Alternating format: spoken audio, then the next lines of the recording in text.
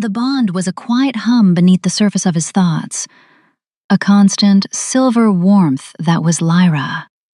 It had been there from the moment their eyes met across a crowded market square, a silent, thrumming recognition that had upended his world.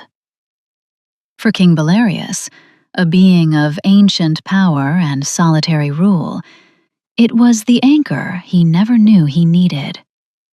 He could feel her now, a faint tremor of anxiety from her place in the upper gallery of the great hall. It was a familiar sensation, a delicate flutter like the wings of a trapped bird.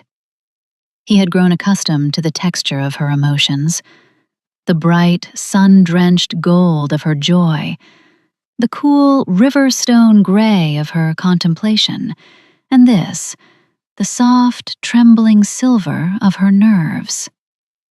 Today, the silver was sharper.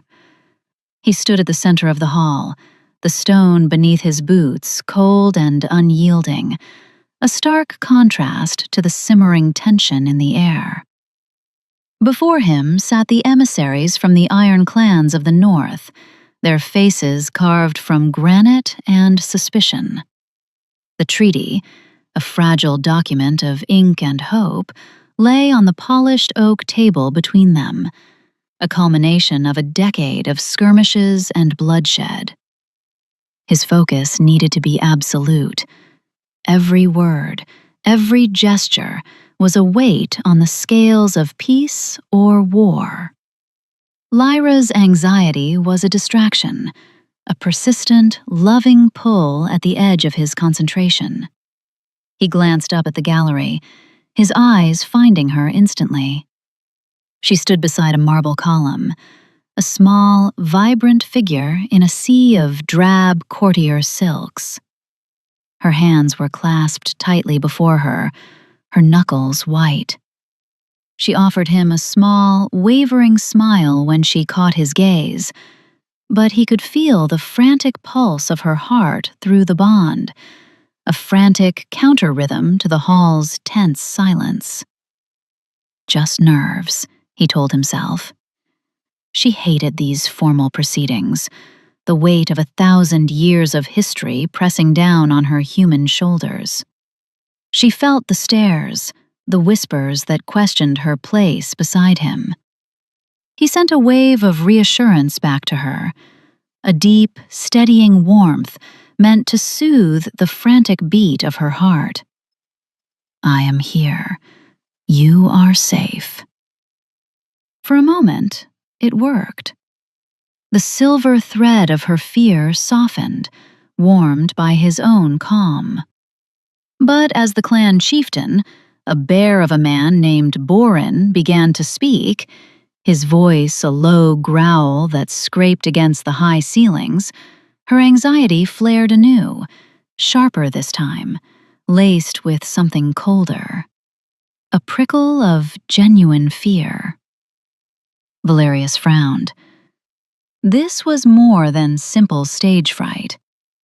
But Borin was listing grievances, his words loaded with veiled threats, and the eyes of every detect were fixed upon their king. To show distraction now would be to show weakness, a crack in the formidable facade he had spent a lifetime cultivating. He could not afford it. The fate of thousands rested on this moment. With a flicker of regret, he did what he had done only a handful of times before, when the matters of state were so critical they demanded every iota of his being. He reached inward, to the core of his power where the bond with Lyra was anchored, and gently, carefully, he muted the connection. It wasn't a severing, merely a dampening, like placing a hand over a vibrating string. He softened the input from her, turning the volume of her soul down to a whisper he could ignore. The sharp silver fear receded, leaving only the cold, clear space he needed to think, to negotiate, to be the king his people required. He would open it again the moment the treaty was signed. He would find her, wrap her in his arms, and soothe away whatever trivial fear had taken root in her heart. He cast one last glance toward the gallery. She was still there, her face pale, her eyes wide. He gave a subtle, reassuring nod, a promise he intended to keep, and turned his full attention back to the wolves at his door. The hours bled into one another, a grueling marathon of diplomacy. Words were weapons, silences were shields. Valerius parried, countered, and conceded, his mind a razor-sharp instrument of statecraft. He navigated the treacherous currents of ancient pride and fresh wounds, his focus unwavering. The silence where Lyra's soul usually resided was a strange, hollow peace, an absence he refused to examine too closely. It was a tool, nothing more, a necessity. Finally, a breakthrough, a concession from Boren, a grudging nod of agreement. The tension in the hall fractured, replaced by a collective, weary exhalation. Scribes scurried forward, quills scratching as the final amendments were made. Valerius stood, his presence filling the hall, and took the quill. The ink was black, final. He signed his name, the letters a bold, decisive slash across the parchment. It was done. Peace, fragile and hard-won, was secured. A wave of profound relief washed over him, a king's triumph. And his first immediate instinct was to share it with her. He reached for the bond, eager to pull away the shield, to let the full, brilliant warmth of her soul rush back in, to share this victory. He pushed inward, expecting to feel the familiar, comforting presence, the silver hum of her essence waiting for him. There was nothing. Not silence. Silence has texture. Silence is the absence of sound. This was a void. A raw, gaping wound in his soul where she was supposed to be. A horrifying, absolute emptiness. The triumph of a moment ago curdled into ice-water dread. He pushed again, harder, a frantic, desperate search for the connection that was as vital to him as the air in his lungs. Nothing. It wasn't muted. It wasn't distant. It was gone, snapped, severed like a thread cut with a blade of cold iron, the ends left frayed and bleeding into nothingness. A physical wave of nausea crashed through him. The world tilted, the edges of his vision blurring. The triumphant murmurs of the hall faded into a dull roar. The bond hadn't just been a connection, it was a part of him, a vital organ, and it had just been ripped out. He stumbled back from the table, a strangled sound tearing from his throat. The clan chieftain, Boren, looked at him, his hard eyes widening in alarm. "Your Majesty?" Valerius didn't hear him. He was looking at the gallery, at the marble column where she had stood. Her space was empty. The hollow in the hall mirrored the hollow in his soul. She's gone. The thought was not a thought. It was a certainty that landed with the force of a physical blow. The fear he had so carelessly muted hadn't been anxiety. It had been a warning, a desperate, screaming cry for help that he had willfully ignored. The cold dread ignited into a white-hot inferno of rage. It was a fury so vast, so ancient, it shook the very foundations of the castle. The air in the great hall crackled with raw power, the temperature plummeting until frost bloomed on the high arched windows. The grand tapestries lining the walls began to smolder. The emissaries, moments ago celebrating a new era of peace, scrambled back in terror, their faces pale masks of fear. Valerius's eyes, normally the color of a calm forest, burned with a terrifying inner light. Guards! The word was not a command, it was a cataclysm. It shattered the stunned silence, echoing with a power that made men's bones ache.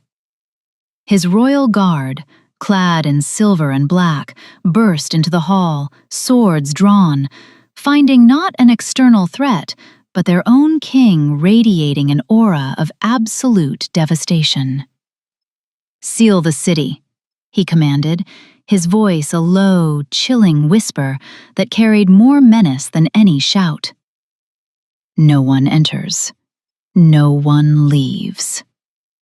In the captain of the guard, a man who had served him for 50 years and had never seen him lose his composure. "Find my queen." He strode from the hall, his movements unnaturally fast, a predator unleashed. The delegates flattened themselves against the walls to avoid his path. The treaty, the peace, the kingdom, all of it was ash in his mouth. There was only one thing in the world now, the sickening, silent void where Lyra used to be, and the all-consuming need to fill it, to find her, to make the ones who took her pay with their blood and their souls. His rage was a cold, efficient thing. It did not cloud his judgment, it sharpened it to a lethal point. He moved through the castle, not as a king, but as a wraith of vengeance. He tore through the captain's initial reports, the confused testimonies of witnesses who saw nothing, heard nothing. Useless. They were looking for a kidnapper, a political opportunist. He knew better. The severing of a soul bond was not the work of common criminals or rival courts. It was dark magic, hateful magic. There was only one group with the knowledge and the malice to perform such an act: the Slayer Guild.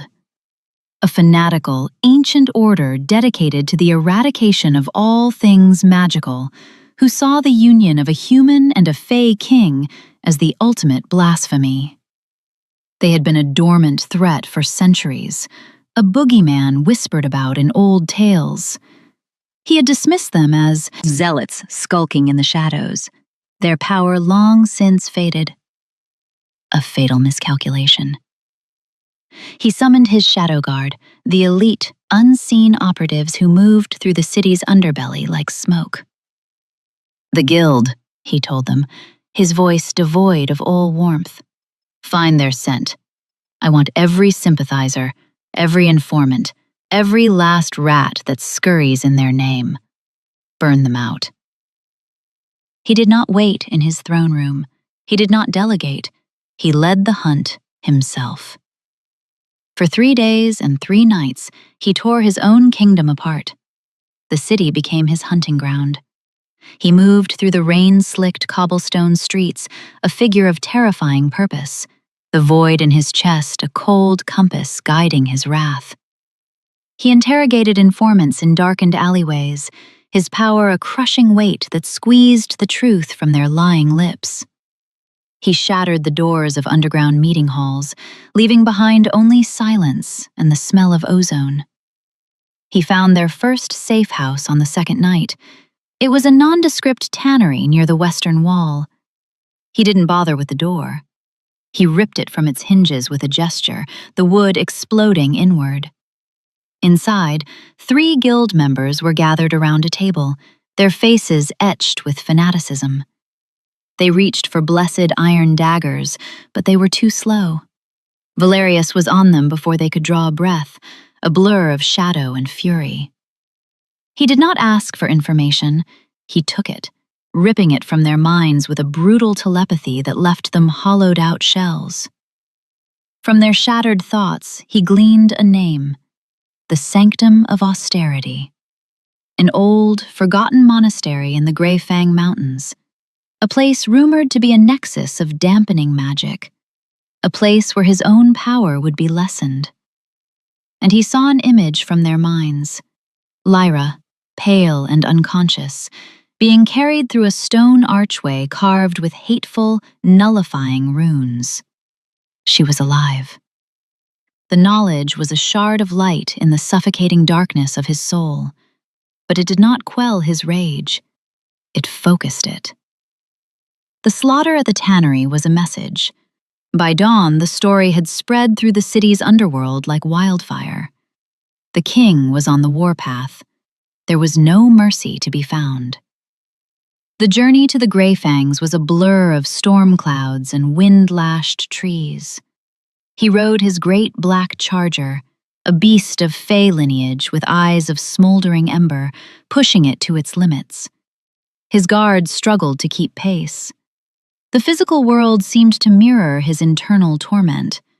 The sky wept a cold, ceaseless rain, and the wind howled through the mountain passes like a grieving spirit. With every mile, the gnawing emptiness inside him grew more profound. He had always known where she was, what she felt. Now, there was only the void, a constant, agonizing reminder of his failure. He had prioritized a piece of paper over the safety of his own soul. The guilt was a poison, twisting his grief into a more potent, more lethal rage. He reached the sanctum as the bruised twilight of the third day bled into a starless night.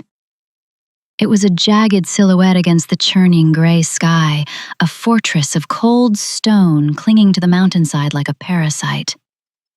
The air itself was different here, thin and heavy, tasting of dust and old hatred. He could feel the dampening effect of the place, a subtle pressure against his power, like trying to run through water. It didn't matter. He would tear the mountain down with his bare hands if he had to. He did not bother with stealth. He dismounted, his silver-chased armor gleaming dully in the gloom, and walked toward the main gate. The slayers were waiting. Archers lined the parapets, their arrows tipped with cold iron. A dozen heavily armored fanatics guarded the entrance, their swords and axes etched with runes of suppression. A man in the robes of a high priest stepped forward, his face a mask of smug certainty. "King of abominations," he called out, his voice thin and reedy. "You are weak here. Your power is an illusion. We have cleansed your human pet of your taint. We have set her free." "You have signed your own death warrants," Valerius replied, his voice calm, the quiet at the heart of a hurricane. He drew his sword, a blade of pale, shimmering starlight forged in the heart of a fallen star. Even in this dampening field, it hummed with a thirsty light. The high priest laughed. "Kill him!" The arrows flew, a black swarm descending from the walls. Valerius moved. He was a whisper of motion, a shadow flowing between the iron-tipped shafts. He met the line of armored zealots, not with a roar, but with a chilling, focused silence. His blade was a blur of silver light, a surgeon's scalpel of vengeance. He dismantled them. A parry, a thrust, a spinning slash that severed limbs and ended lives. He moved through their ranks with an inhuman grace, their heavy armor and blessed weapons proving useless against his speed and preternatural skill. Their screams echoed off the stone walls, brief and sharp, before being silenced forever. He left the high priest for last. The man stood frozen, his smugness shattered, his eyes wide with the terror of a man who has just realized he has provoked a god. Valerius stopped before him, the tip of his star-forged blade dripping with blood. "Where is she?" he asked, the words colder than the mountain wind. The priest spat a wad of bloody saliva. "She is purified. The bond is broken. You can never have her back. She is free of your—" Valerius did not let him finish. He drove his sword through the man's chest, the starlight blade incinerating the hateful runes on his robes. He held the priest's terrified gaze as the life fled from it. "She was never a prisoner," he whispered to the corpse, before letting it fall to the stones. He pushed the great iron-bound doors of the monastery open. The interior was a cavern of cold shadows and flickering torchlight. The air was thick with the scent of bitter incense and something else, something metallic and arcane. And at the far end of the main nave, he saw her. She was in the center of a circle of carved runes that seemed to drink the very light from the air. She was bound to a stone altar, her wrists and ankles held by cuffs of dark, pitted iron. She was awake. Her head was slumped forward, her vibrant auburn hair matted with sweat and grime. But her chest rose and fell in a steady rhythm. She was alive. The last of the guild, a half-dozen of their elite guard, stood between him and the altar, their expressions grim and resolved. They were ready to die for their cause. "So be it," Valerius breathed. The final battle was not a battle. It was an execution. The dampening field slowed him, but it could not stop him. His grief and rage were a fuel that burned hotter than any magic. He moved through them, his sword a song of righteous fury. He was no longer a king. He was a husband, a mate, and the sanctity of his love had been violated. He left nothing but bodies in his wake, a final, brutal testament to their failure. He approached the altar, his boots crunching on shattered stone. The world narrowed to the small, still figure at its center. He reached out, his power surging to shatter the iron cuffs. They crumbled into dust. He gathered her into his arms, his movements infinitely gentle.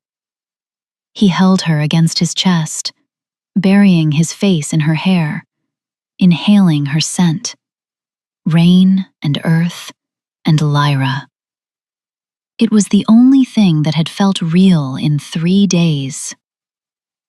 "Valerius," she whispered, her voice rough, hoarse. He pulled back, his hands framing her face, his thumbs stroking the grime from her cheeks. Her eyes, the color of a summer sky, found his. They were clear, lucid. She was hurt, exhausted, but she was whole. The relief was so profound it was a physical agony, a pressure in his chest that threatened to break him. And in that moment of overwhelming joy, he did what was second nature. He reached for her through the space where the bond should have been, wanting to pour his relief, his love, his profound apology into her soul. He was met with the void, the absolute, unchanging, soul-crushing emptiness. It was still there. The ritual hadn't just been an attack. It had been a success. The connection was not damaged. It was not wounded. It was gone. Forever. The strength went out of him. The power that had leveled an ancient order, the fury that had made mountains tremble, all of it evaporated, leaving behind only a man hollowed out by loss. He had her in his arms. Her heart was beating. She was breathing his name. But the part of her that had lived inside him was dead. The silence was a roar in his ears, a deafening proclamation of his failure. He sank to his knees, pulling her with him, unable to support his own weight.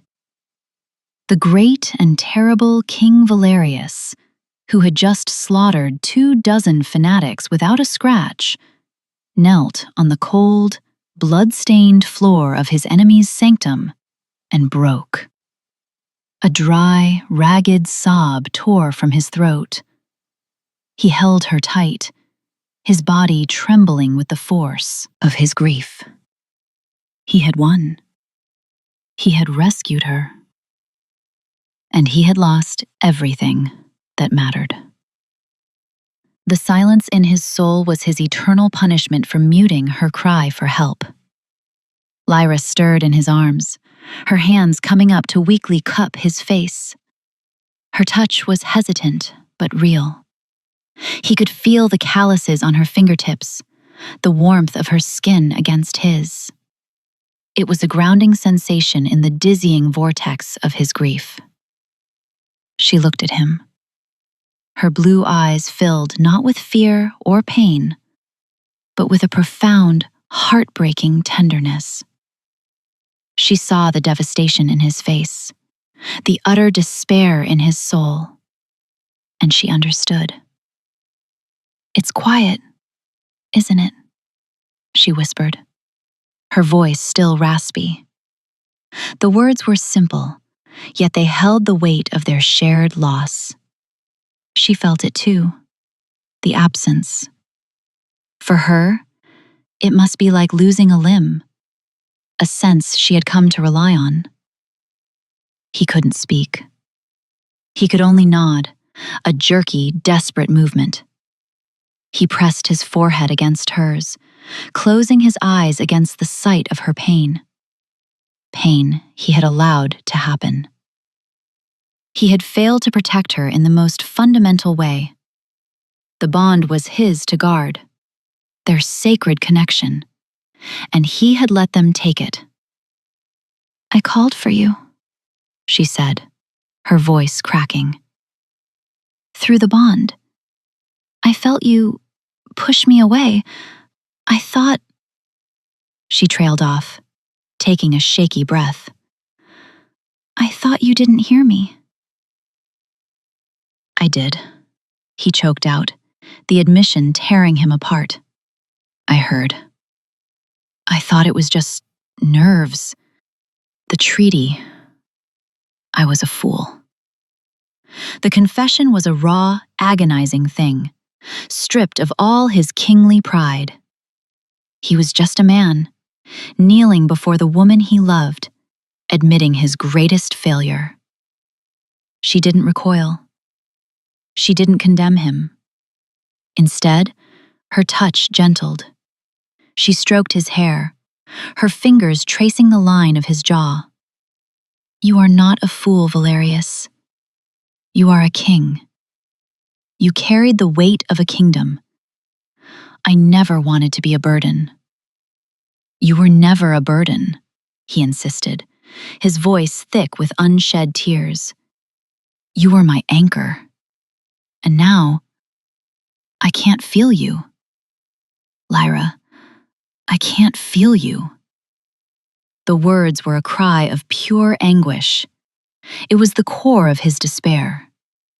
He had relied on that constant, humming presence to know she was safe, to know she was his. Now, there was only a terrifying, silent unknown. How could he protect her? How could he even know if she was all right when she was in the next room? She watched him, her expression full of a sorrowful wisdom. She saw the powerful Fey King, lost and terrified by a silence he had never known. Slowly, she took his hand, his large, calloused hand that had just wielded a sword with lethal grace, and guided it to her chest. She pressed his palm flat against the thin fabric of her tunic, directly over her heart. His fingers splayed against her, feeling the delicate structure of her ribs, the impossible warmth of her skin. And then he felt it. A steady, rhythmic thump. A quiet, persistent beat. Thump, thump, thump, thump. It was the sound of her life, real and physical and undeniable, beneath his hand. "You don't need magic to feel this," she whispered, her voice gaining a sliver of its usual strength. Her gaze held his, clear and unwavering. "This is real. This is here. You don't need to be in my soul to know that my heart beats for you." He stared at her, the simple, profound truth of her words cutting through the fog of his grief. The bond had been a gift, a miracle, but it had also been a crutch. It was an effortless connection, a constant reassurance that required no work, no faith. It simply was. And now it was gone. What was left was something more fragile, something that would have to be built and maintained, moment by moment, day by day. The beat of her heart under his palm was a promise. It was not the all-encompassing hum of her soul, but it was something. It was proof. It was a starting point. He could feel the steady pulse of her life, a rhythm he could learn, a cadence he could trust. "You don't need magic to know I'm yours," she repeated, her voice soft but firm, a vow in the echoing silence of the desecrated temple. A single tear escaped his control, tracing a hot path down his cheek. It was a tear not of grief, but of a dawning, fragile hope. He had lost their magic, but he had not lost her. She was here, in his arms, her heart beating against his hand, offering him a new way forward, a human way. He leaned in and kissed her, a kiss that was not about passion or power, but about gratitude and a desperate, clinging tenderness. It was a promise. He wrapped his arms around her more tightly, lifting her from the cold floor. He would get her home. He would see her healed, and he would spend the rest of his eternal life learning to listen not with his soul, but with his heart. He would learn to trust her words, to read the language of her body, to have faith in what he could not magically sense. He carried her out of the sanctum of austerity, leaving the bodies and the broken runes behind in the darkness. He stepped out into the cold mountain air, into a world that felt both empty and full of a daunting new possibility.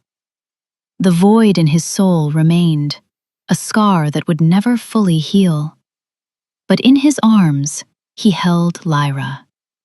Her head rested on his shoulder, and he could feel the soft puff of her breath against his neck. He held his hand over her heart, feeling its steady, reassuring rhythm.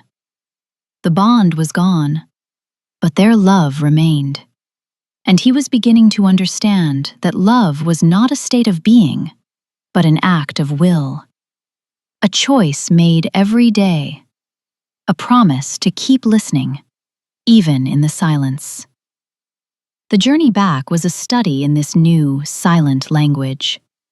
Before, their travels had been filled with a constant, unspoken conversation. He would feel her wonder at the sight of a hawk soaring on an updraft, and he would send back his own quiet appreciation.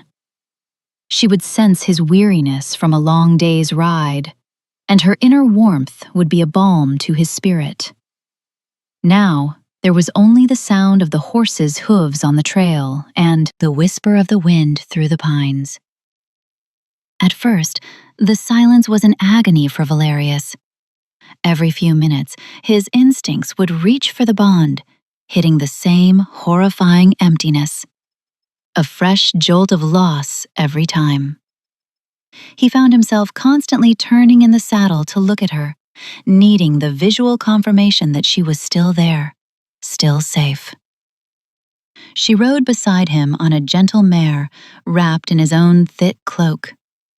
She looked small and fragile, the shadows under her eyes a testament to her ordeal. A fresh wave of guilt would wash over him each time he saw it. On the second day of their return journey, she noticed his constant anxious glances. She nudged her horse closer to his until their knees were almost touching. "I'm not going to disappear, Valerius," she said softly, her voice still carrying a hint of weariness. "I know," he said, his own voice tight. But he didn't, not really. The bond had been his certainty. Without it, he was navigating in the dark. She reached out, her gloved hand resting on his forearm. A simple touch. It was not the soul-deep connection he was used to, but the pressure was real. The warmth seeped through the leather of his gauntlet. "Talk to me," she urged gently. "Don't just look. Ask." It was such a simple concept, yet it felt revolutionary. He had never needed to ask. He had always known. He took a breath, the mountain air sharp in his lungs. "Are you cold?" he asked, the words feeling clumsy on his tongue. A small smile touched her lips. "A little, but your cloak is warm." "Are you in pain?" "My wrists are sore, and I am tired down to my bones, but I will heal." She squeezed his arm. "See? It's not so hard." He looked at her, truly looked at her. He saw the faint lines of exhaustion around her eyes, but he also saw the resilience shining within them. He saw the strength that had allowed her to survive, to face him not with blame, but with compassion. He had fallen in love with her humanity, her vibrancy, her courage. None of that had been tied to the bond. The Slayers had taken their magic, but they couldn't touch the substance of who she was.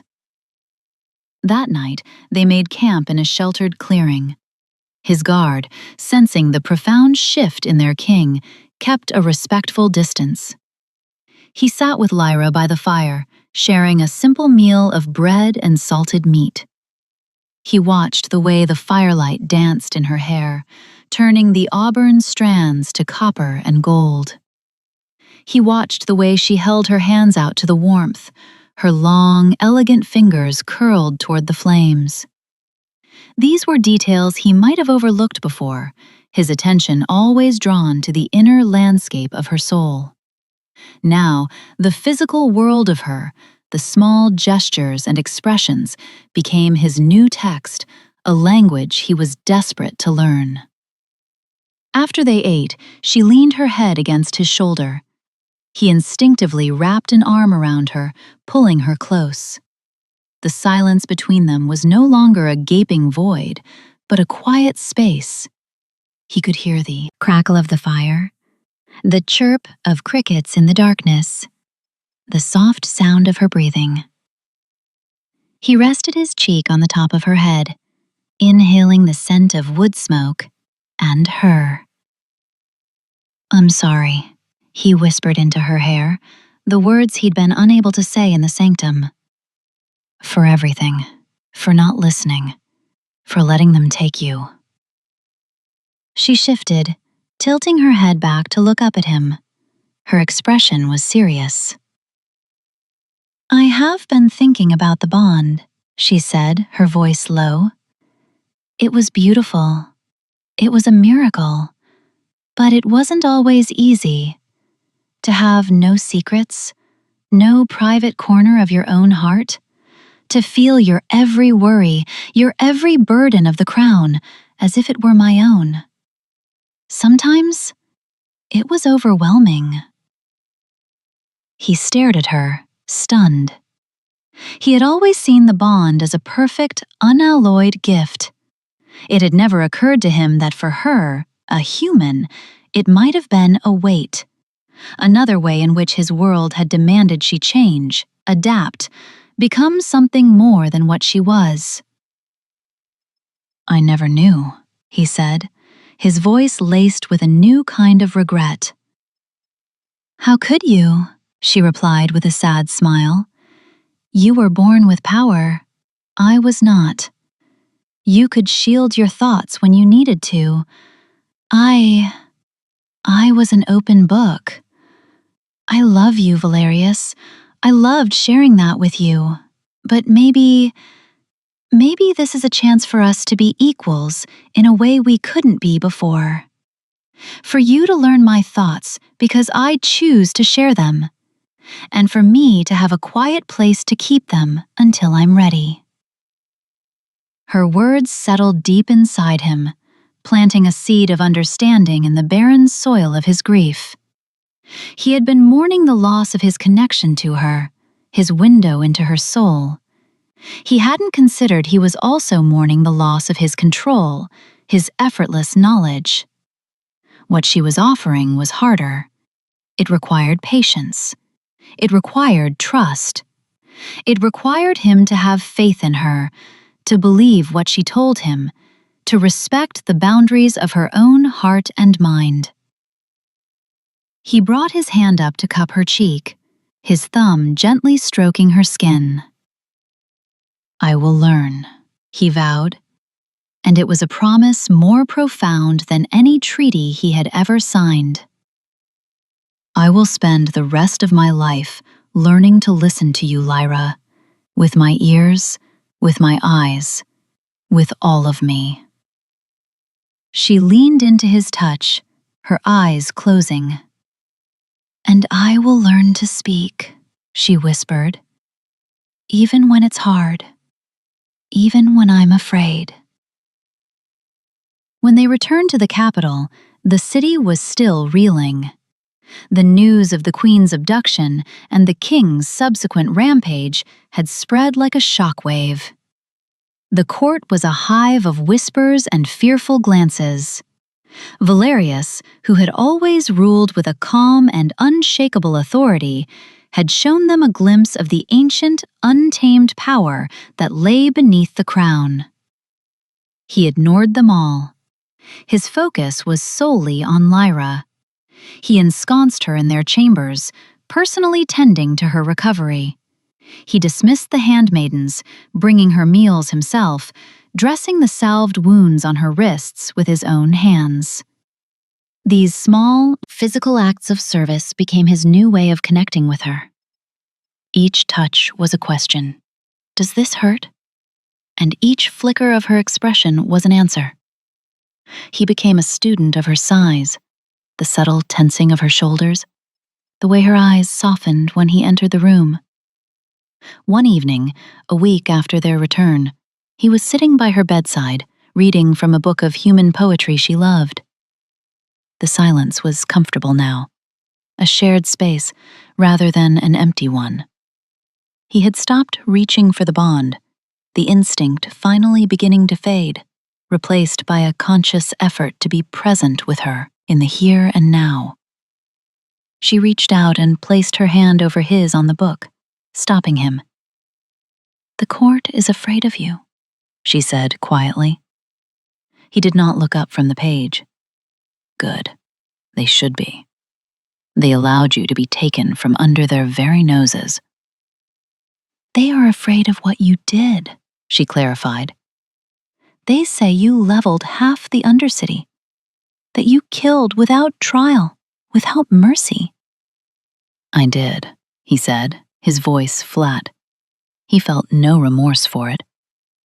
"I know why you did it," she continued, her fingers tightening on his. "But that rage, it will consume you if you let it. That is not the man I love. The man I love builds treaties. He doesn't just break them. He is just, not just wrathful." He finally looked at her. Her face was earnest, her eyes pleading.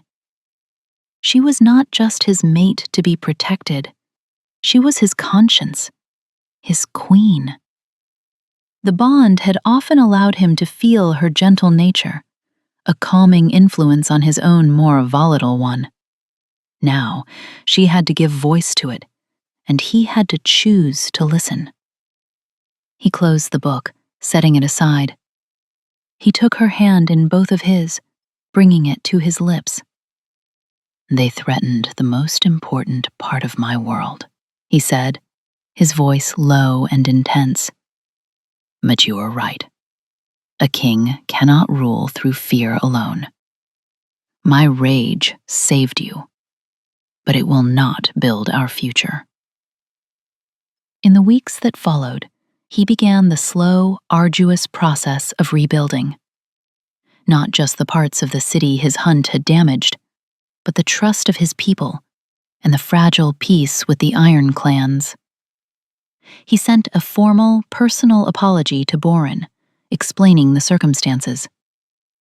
To his surprise, the gruff chieftain sent back a reply not of anger, but of grudging respect. "A man who would not tear the world apart for his wife is no man at all," the message read. "But a king must learn to hold the world and his wife in his hands at the same time. The treaty stands." Valerius took the lesson to heart. He learned to balance. He learned to delegate again, to trust his guard, to rule. But every decision was now filtered through a new lens. He no longer had the effortless barometer of Lyra's feelings to guide his moral compass. He had to rely on her counsel, on their late-night conversations where she would offer her human perspective on his ancient, fey problems. Their partnership became stronger, forged in the fires of choice and communication, rather than the ethereal light of magic. He found new ways to feel close to her.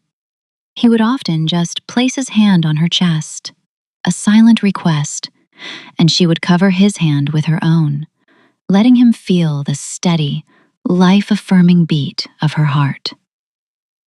He learned the rhythm of her sleep, the soft sound of her breathing in the dark.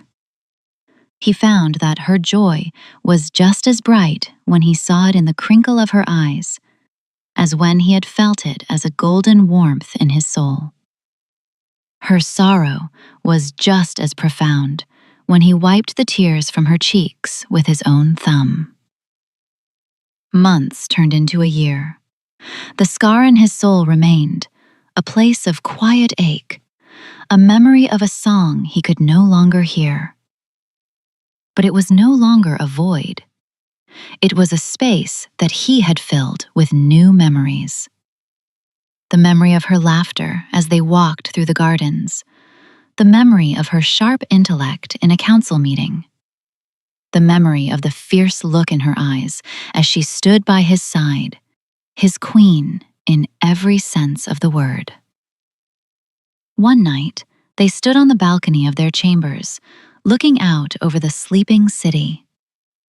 The moon was a silver sliver in the ink-black sky. He stood behind her, his arms wrapped around her waist, his chin resting on her shoulder. It was a familiar posture, one they had shared 1,000 times. Before, he would have been immersed in the peaceful contentment of her soul. Now, he was simply immersed in her, the physical reality of her in his arms. "Do you ever miss it?" he asked, his voice a low rumble against her ear. She was silent for a long moment, leaning back against him. "Sometimes," she admitted honestly. "I miss the certainty, the feeling of being so completely known. But I think I love this more." "What is this?" he asked. "This," she said, turning her head to kiss his cheek. "This is a choice. Every day you choose to listen to me. You choose to trust me. And every day I choose to open my heart to you and let you in." The bond was a beautiful cage. This is freedom. And I have never felt more yours than I do now, when you have to win me all over again, every single day. He tightened his arms around her, a fierce, protective tenderness swelling in his chest. The Slayers had thought they were breaking them. They had thought that by severing the magic, they could sever the love. How little they understood. They had taken away the easy path, the effortless connection, and in doing so, they had forced him and Lyra to build something stronger in its place. Something forged not of magic, but of trust. Something built not on what they could feel, but on what they chose to believe.